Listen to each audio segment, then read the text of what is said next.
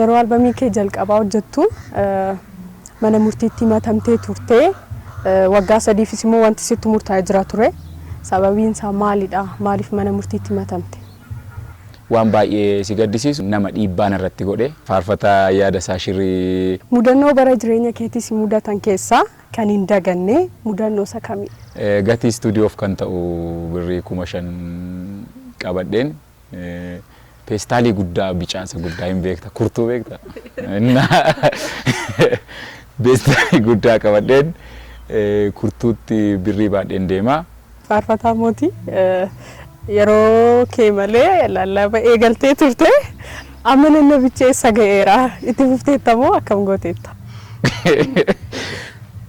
isa akkuma namichi lallabetti bareechee lallabachuufan qopheeffadhee dhaqaa jechuudha waldaa tokkoffaa lallabichi kan namaati lammaffaa sagantaan dubartootaa waan ta'eef dubartoonni badaa evaluate nan godhan karaa jedhuun ani ilaalee jechuudha faarfataan ati jaallattu moodeelii kan siif ta'e eenyudha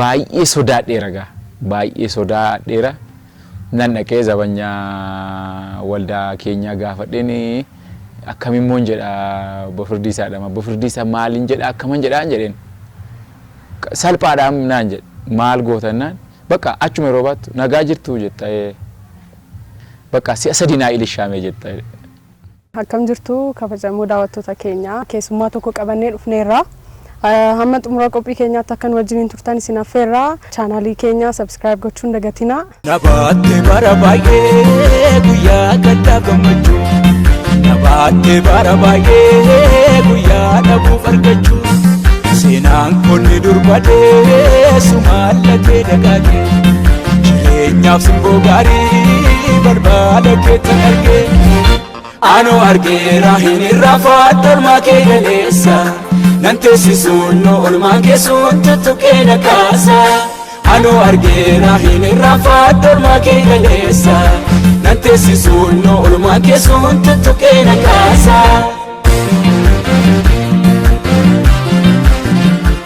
deebinee dhufneerra daawwattoota keenya har'a keessummaa nuti isiniif qabannee dhufne faarfataa mootummaa mirreessaa baga nagaan dhufte baga nagaan na eegdanii waaqayyo baga nagaa fayyaa isinii laate gaaffiin keenya inni jalqabaa faarfataa mootii mirreessaa eessatti dhalatte ani bakki dhaloota koo godina Horroo Guduruu Wallaggaa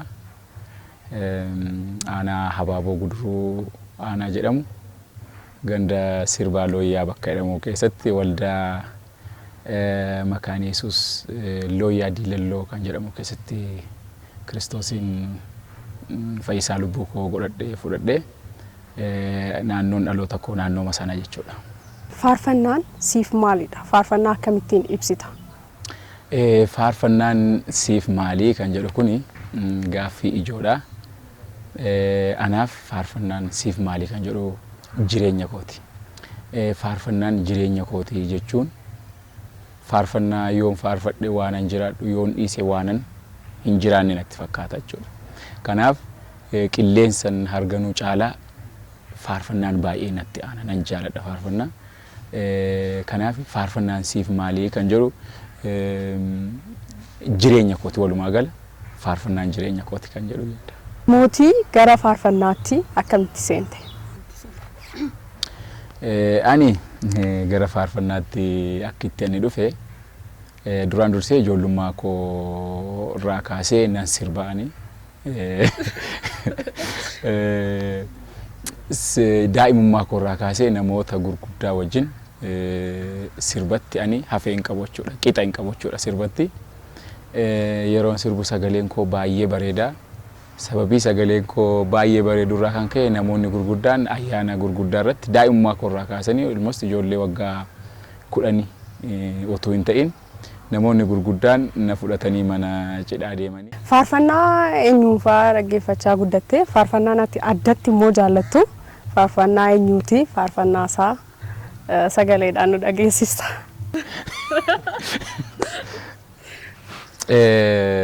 Gaaffii gaariidha. Haadha koo faarfattoota afaan Oromoo eenyuun jibbita? Bareedoodha hundi isaanii. Keessumaa immoo haalli isaanitti keessa darbanii faarfannaa afaan Oromoo hojjetanii dhaggeeffataa bira geessisan akkasumatti faarfannaan isaanii qulqulluun qabu yoo ta'e jireenyi isaan keessa darbanii qoonsi marara. Kanarraan ka'e hunda isaanii baay'een jaaladha. Garuu addatti immoo yoo ibseette faarfataa Yaadasaa Shirrii baay'een jaaladha. Faarfannaa isaa baay'ee jaaladha. Nan dhaggeeffadha. Yaadasaa Shirrii faarfataa gaariidha jedhee yaada. Miila koo si dhaabachiisee iddoo qabbanaa iddoo ulfinni kee guutee shakaayinaa. Kanaa ol immoo faarfannaa isaa dhaggeeffataa jirtu waan ta'eef isumatti dhaggeeffadha. Yeroo jalqabaa faarfannaan ittiin tajaajilte faarfannaa maal jedhudha yoo yaadatte? Faarfannaa jalqabaa bara sana dhalattee talata bara 1998 albamii koo jalqabaa na baatte bara baay'ee kan jedhu hojjedhe. Na baatte bara baay'ee guyyaa gaddaaf gammachuu. Na baatte bara baay'ee guyyaa dhabuuf argachuu. Seenaan konni dur badee sumaallatee dagaagee. Jireenyaaf simboo gaarii balbala keettan argee. Anoo argeera hin irraanfadhu oolmaa kee kaleessa. Nan teessisuun oolmaan keessuun tuttuqee na kaasa. Jedha faarfannaan lakkoofsi tokkoffaan. Hanga ammaatti faarfannaa meeqa maxxansiteetta albamii jechuudha? Hamma yoonaatti faarfannaa albamii guutuu 3 hojjedheera. Tiraakis hojjedheera.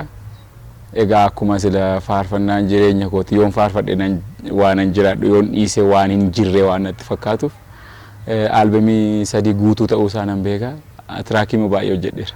Yeroo albamii kee jalqabaa hojjettu mana murtiitti himatamtee turtee waggaa 3 mindaa kee irraa akka kaffaltuuf sitti murtaa'ee ture. Dhimmi isaa maalidha? Sababii maaliitiif kanatti mana murtiitti himatamte? Albamii koo jalqabaa yeroon hojjedhe dhugaadhuma mudannoo baay'ee nama gaddisiisu baay'ee dabarseera. Mudannoon suni yoo ayyaana Waaqayyoo ta'e malee ayyaanni Waaqayyoo yoo si gargaare malee umuriin yeroo sana irra jiruun bilchina yeroo sana tureen keessa darbuun baay'ee in ulfaata. Albamii yeroo sana irratti gatii guddaan kaffalee kanaaf mudannoo baay'een qaba. Burte inni seenaansaa baay'ee fokkisaadha. Namichi faarfannaa koo sponsora ta'e hojjete duraan dursee ofiisaa fedhii godhateeti faarfannaa kana nan hojjedhaafi jedheetu na bira dhufe karaa namaa na dubbisee jechuudha. Faarfannaa kana maxxansatti gallee dhugaa dubbachuuf kan namoonni baay'een beekan ragaa ba'an faarfannichi hammi maxxane baay'ee gurgurame baay'ee hojjetameef jechuudha. Maxxansaaf rabsaan isa jalqabaa isa waan tureef jechuudha. Isa booda qarshii ittiin faarfannaan sun hojjetamu kan si ajaa'ibu rakkoo mataa kootiif liqeeffadheera jedheen mallatteesseen ture. Rakkoo mataa koof liqeeffadheera jedha. Akkasitti ta'e immoo maxxansaaf rabsaan kaasittii sanaa immoo isa birriyyuu kan kaffalu isa jechuudha. Mallattoon koo kan qarshii 14,000 harkasaa jira jechuudha. Faarfannaan kun akka dhaggeeffatame xumurarratti maxxanfamee turtii yeroo muraasa booda mana murtii deemee himata irratti banee jechuudha. Mana murtii deemee yeroo himata irratti banu ragaan inni dhiyeessu waliigaltee liqaati. Waliigaltee liqaati manni murtii waan gochuu danda'u waan hin qabneef miindaa koorraa qarshii 14,000 akkanani ji'atti birrii 300 kutee namicha kanaaf akka inni kaffalu natti murteessaa jechuudha. Kanaaf egaa burtee yaa'u ajajni mana murtiin kabajama sababii ta'eefi amma qarshiin isaa kaffalamee fi dhumutti miindaa kootti murtaa'ee birrii 300 ji'a ji'aan kaffalaan hidaa sana ofirraa baasee jechuudha. Waaqayyo immoo hidaa namaa kaffalaa obsa yeroo sanaa naa laatee Waaqayyo amma garuu akkas miti. Waaqayyo faa galatu Waaqayyo amma beenyaa koo kaffalee jira. Sababii kanarraa kan ka'e baay'ee sammuun koo kanatti waan miidhameef maqaa mucaa kooyyuu beenyaan jedhee jechuudha. Namicha wajjiniin amma ani dhugaadhuma garaarraa isa jaaladha. Bakki nuti amma jiraannu garaagarummaa bakka jira maalirra akka jiru baay'ee hin beeku. Asuma magaalaa Finfinnee keessa akka inni jiru nan beeka. Hojii daldalaa irratti akka inni bobba'ee jirudha kana ani beeku. Garuu immoo walitti deemaa hin jirru. Kuni sababiin isaa sababiima intani hojii ma wajjin walitti nu dhufuu dideeti malee waa biraa haaloo yeroo sanaatiif miti jechuudha. Yeroo sana tarii seexanni karaa itti naqoru Waaqayyos karaa itti na ilaalu jaalala isaa itti na hambifatu karaa ta'uu danda'a. Karaa itti ani badu miti sagalee Waaqayyoo hin beekta miti gara lafa onaattanii ishee baasaa waan garaa koo garaa isheetti nan dubbadhaa nan gorfadhaa nan deeffadhaa jedhamti sagalee Waaqayyo. Rakkinoonni amma nuti jennu sun karaa itti Waaqayyo ufitti nu hambisu ta'a. Kanaaf namoota akkas godhanitti qabamuun haaloo qabachuun hin barbaachisu jechuudha. Eventiin sun har'a mana Waaqayyo keessatti nu hambiseera jechuudha. Horii liqaadhaan itti matamtee yeroo akkas hojjettu har'a yoo horii qabaatte miindaan sii kaffalama ta'e immoo isa sanarraa hamilee godhatta jechuudha. Har'a immoo kaffaltee hojjechuudhaaf. Kanaaf namichi mana Waaqayyoo keessatti hafuukoof sababa naa ta'eera. Waaqayyoo isa haa eebbisu. Kan inni isa eebbiseeru argitanii ta'a qaalloo nan beeka. Kanuma burtee. Mudannoo bara jireenya keetis mudatan keessaa kan hin daganne mudannoo isa kamidha? Jalqaba yeroon baadiyyaarraa gara Finfinnee dhufu sistemni baankiis badaa hin beekamu. Anis tujaate san hin beeku sababii tureefi gatii istuudiyoof kan ta'u birrii 5,000 qabadheen peestaalii guddaa bicaasa guddaa hin beekta kurtuu beekta. Peestaalii guddaa qabadheen kurtuutti birrii baadheen deema. Gaafuma Finfinnee galee naannoo itti namni na beellame sana yeroo ga'u namichi na beellame hin turre hattoonni yookaan hattoonni magaalaa Finfinnee keessaa akka ani baadiyyaarraa dhufe waan itti mul'ateef na duukaa fiiguu yaalanii itti galagalee iskibirtoo baadheen ture ofirraa faccisuu yaale kana gidduutti mana faarfannaan dur ani akkasumatti beeksisa irratti beeku wayiin argadhennaan mana faarfannaa sana keessa galeen dhokadhe jechuudha jala. Gara istuudiyootti yeroon dhufu ani baadiyyaa yoo haa ta'u malee iddoo kamitti faarfannaa akkan hojjechuu qabu ture murteesseen dhufe jechuudha. Faarfataa tokkoon istuudiyoo kana jedhamu nageessi jedheetin gaafadhe faarfataan sun fedhiin qabu ture iddoo sana nageessuudhaaf jechuudha. Kanaaf inni iddoo sana nageessuudhaaf badaa fedhan qabu ture. Sana amansiisee iddoo sana dhaquufu baay'ee chaalenjii guddaatu ture jechuudha. Kanaaf echi sana immoo erga dhaqee haalli istuudiyoo keessa ture hundi isaa ani kiiboordii waan jedhamu achumatti hin arge hunduma isaa waa hundayyuu baadiyyaan ture sin jedheera hin beeku waan kiiboordii kiiboordii shuma adii gurraachi sana istuudiyoo mattan arge jechuudha. Isaa booddee faarfannaa koo kenneeniin almost waggaa tokko ol hojjetame. Egaa asii hiriyaas firas hin qabu waanan tureefi deddeebii guddaa na fudhate yeroo dheeraa na fudhate achi ba'ee yeroo gara maxxansaatti galu waan baay'ee si gaddisiisu qajeelummaa maan ati namatti dhiyaattu namni haala naa mijeessa jettee ati dhiyaattu mana maxxansaa poosterii stiikarii kana waan mana maxxansaa akka inni nageessuuf namni ani affeere hin beeku mana maxxansaa sana wajjiniin hariiroo isaan ittiin hojjetan. Kana miidiyaa irratti kaasuun illee baay'ee hin bareedu dhaloota kana hin barsiisu garuu akkas godhanii waan akka farqii wayii mana maxxansaa wajjin qabate waan ani birrii 2,800 silaa fixu naannoo birrii 5,800 hojii wal fakkaata namni birrii 2,800 fixu ani garuu birrii 5,800 an fixe jechuudha. Sanarraa kan ka'e deebinee yeroo namoota kaan wajjin mari'annu eenyu wajjin deemtennaan abaluu wajjin deeme bakka namichi farqii qabatee tura maal naan jedhanii nan gaddee baay'ee waan gochuu danda'u immoo hin qabu filannoo gara biraa waan hin qabneef sanumaan hojjedheen gara dhaggeeffataatti geessise. Hojii kana keessatti baay'ee kan si ajaa'ibu makiinaa irra keessatti fe'amee makiinaa irra buleera irra keessa Isuzu FSR irra guyyaa ani bule guyyaa lakkoofsa hin qabnedha. Guyyaa tokko immoo keessumaa baay'ee kan si ajaa'ibu yeroon ani magaalaa Finfinnee dhufu faayinaalii waraabamuudhaaf yeroon dhufu faayinaalii waraabamuuf guyyaa baay'een beellamame isa gaafa xumura yeroo malee sababiin as ga'eef iddoo bultiin dhabe dhugaadhuma dubbachuuf fira tokko hin qabu riyaa hin qabu. Manni ani dur bulu manni daajjaa irra bulan tokko jira ture achi gaafa dhumu innumtuu dhumeera. Kanaaf peestaalii koo keessaa fooxaa koo fudhadheen iddoo namoonni harka qalleeyyiin bulan jechuudha. Isaan fakkaadhee karaa buleera jechuudha. Innaa kana yeroo laaltu mudannoo gurguddaa dabarseera. Faayinaansaalii baay'ee miidhameera, mooraalii baay'ee miidhameera. Akkas ta'e garuu ayyaanni Waaqayyoo immoo naa baay'ate. Mudannoon nama gaggaddisiisan as miidiyaaf hin geettanee baay'ee dabarsee ayyaanni Waaqayyoo garuu ammaatti na dhaabeera. Waaqayyo gaariidha siin jechuun barbaade. Bara 1998 jechuudha. Gara bara 1998 naannoo ja'affaa keessa albamiin koo tokkoffaan kan inni ba'ee dhaga'ame.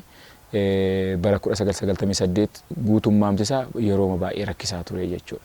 Namatu naa hojjeta ture faarfannaa koo Finfinneetti ol koottuu naan jedhee ani bakka biraa leenjiifan deemeera jechuudha.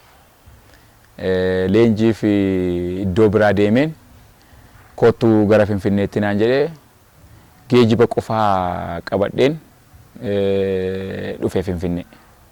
Yeroon ani dhufu namichi sobeetu Finfinnee akka dhufeetti na waama malee ofiisaa biyya jira biyyarraan kaane jechuudha.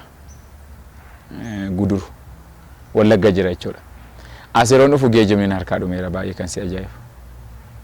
Geejibni na harkaa dhumeera eeyyamamuu fudhadhee leenjiirraa eeyyama fudhadhee taniin immoo deebi'ee dhufe faayinaalii waraabamee miiksii ta'ee fudhachuudhaafi kanani maasterii fudhachuudhaafi kanani achi as deebi'ee gara leenjiitti yoon deebi'ee geejibas hin qabu. Kanaaf makiinaa irra keessatti fe'ameen gara biyyaatti deebi'e isa barbaacha. Yeroon isa barbaacha gara biyyaatti deebi'u birriin ittiin ati maasterii fudhattu nama abaluu jedhamu harka jira jedheetu xalayaa naa barreessee naa laata.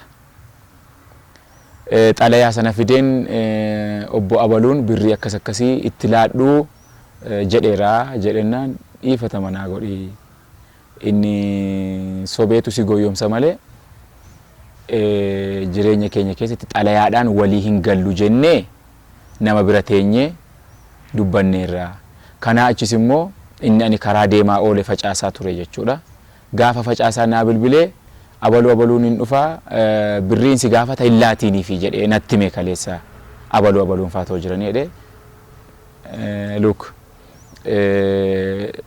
gara leenjiitti akkan deebine akkuma ammasitti mee geejibni na harka hin turre garuu nama biyyaa tokko argadhee birrii 100 harkaa liqeeffadhee tan gara leenjiitti deebi'ee maasterii koosiin fudhannee achi namichi na waraabee nama amala qabu ture waan ta'eef naa obseetuma booduma maasterii koo fudhadhee jechuudha. Inna haala kana keessan ture jechuudha. Birrii ittiin maasteriin fuudhamu namatti siilaadheera jedhee na ergee namicha sanaatiin immoo duuba koo deebi'ee birrii ittiin laatiin jedhee kanaaf baay'ee yeroo sanatti akka har'aa utuu ta'e salphaadha. Yeroo sanatti garuu waan baay'ee gatii na kaffalchiisee na gaddisiise ture jechuudha. Faarfataa mootii amma eessa jiraattaa? Haalli jireenya kee maal fakkaata? Amma godina Horroo Guduruu Wallaggaa magaalaa Shaambuu keessan jiraadha. Hojii mootummaan hojjedha. Hojii mootummaa otoon hojjedhu hojii Waaqayyoo nan hojjedha, nan tajaajila, nan faarfadha, nan lallaba. abbaa maatiiti. Ijoollee dhiiraa lama naa laateera Waaqayyo. Kanaaf magaalaa Shaambuu keessan jiraadha jechuudha. Hojii mootummaa hojjechaan tajaajila. Faarfataa mootii yeroo kee malee lallaba eegaltee turte amma lallabicha eessa ga'eera itti fufteettamoo akkam gooteetta? Lallaba yeroo sana yaa bilchina siin qabuun ture. Reefus ergan amanee waggaa tokkoof walakkaa ta'a jechuudha. Miirumatu nu keessa jira ture. Mana barumsaa egaa mana barumsaa xumureenan saamariif gara biyyaatti yeroo deebi'u shanyii koorratti manni waldaan ani mana barumsaa barachaa ture. Hin faarfataa hin lallabaa jettee shanyii naa barreessiteetti. Ani garuu lallabuu hin dandeenye yeroo sicha jechuudha. Kanarraan ka'ee waldaan hin lallaba waan jedhuuf shanyiin lallaba naa baasu.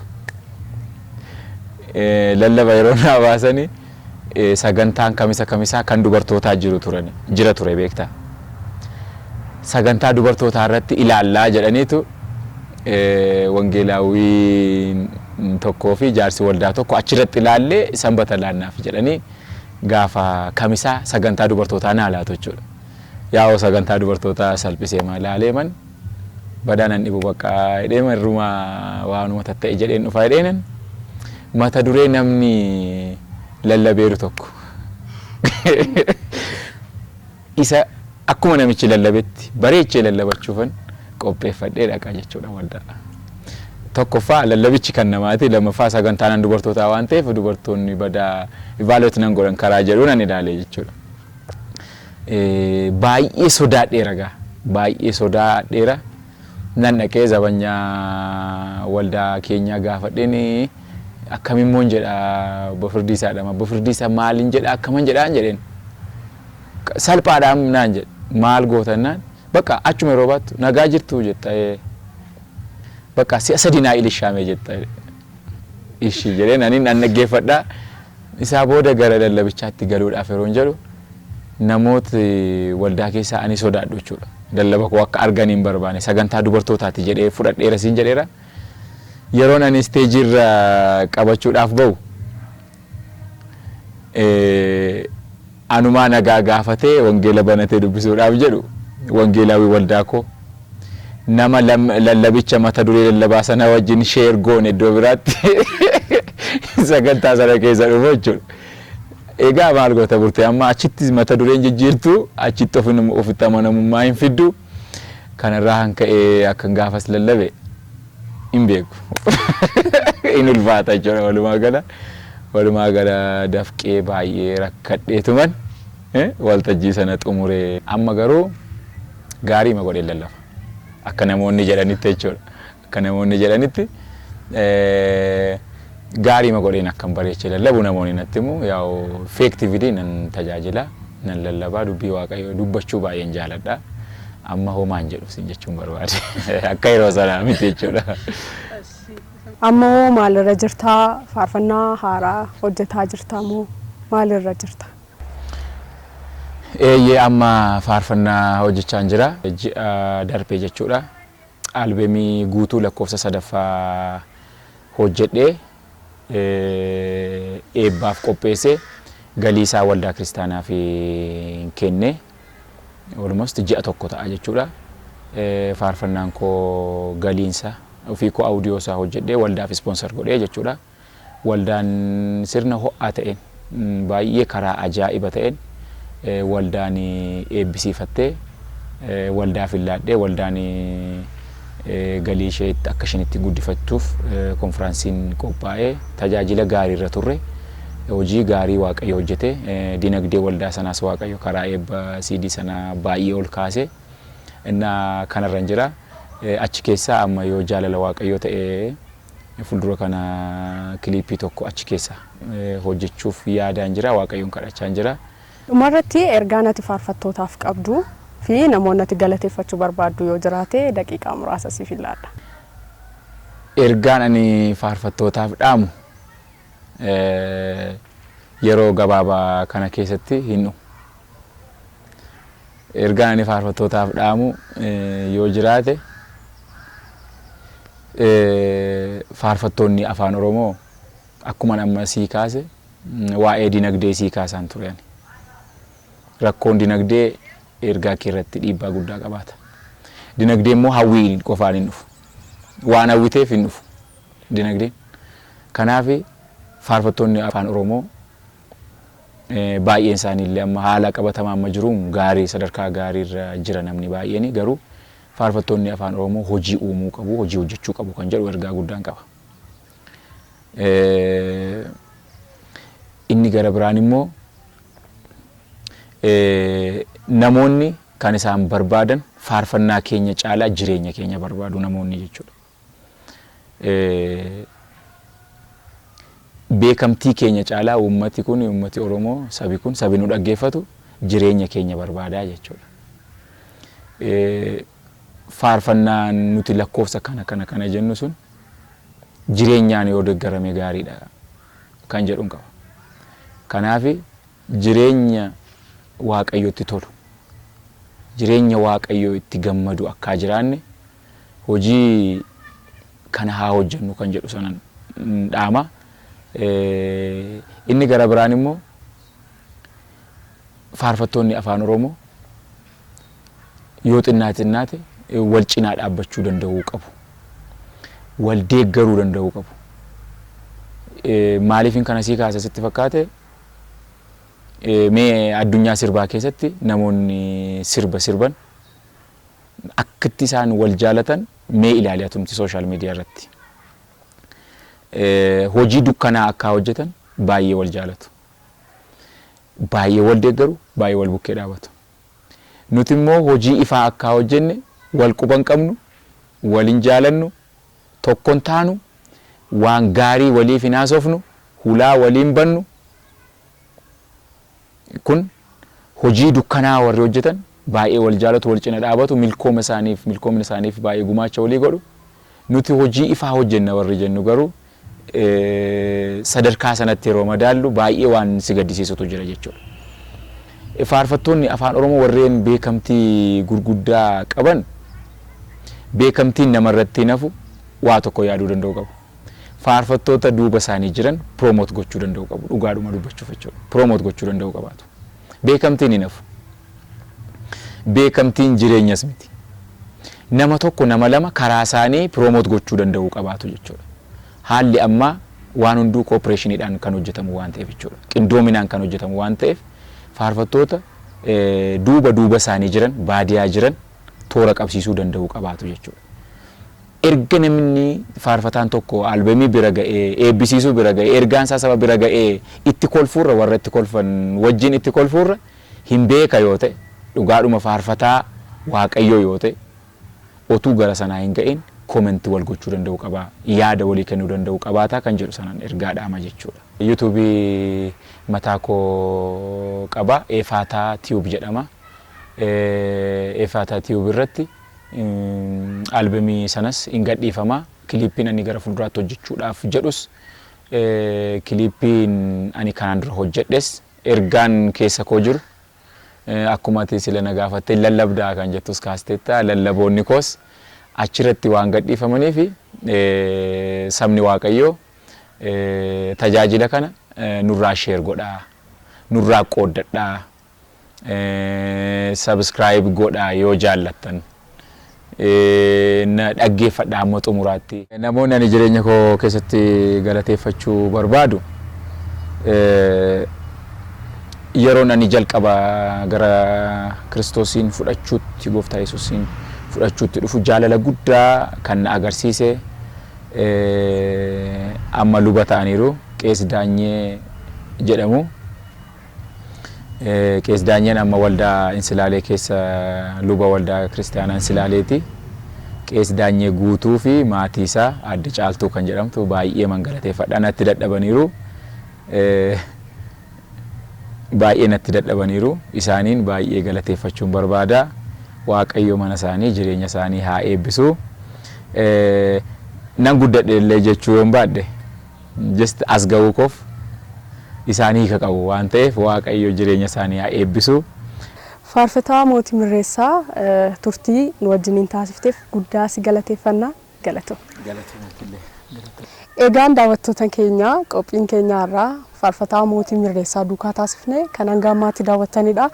Yeroo biraa qophii wal fakkaataa keessummaa biraadhaan amma wal arginutti nagaan tura.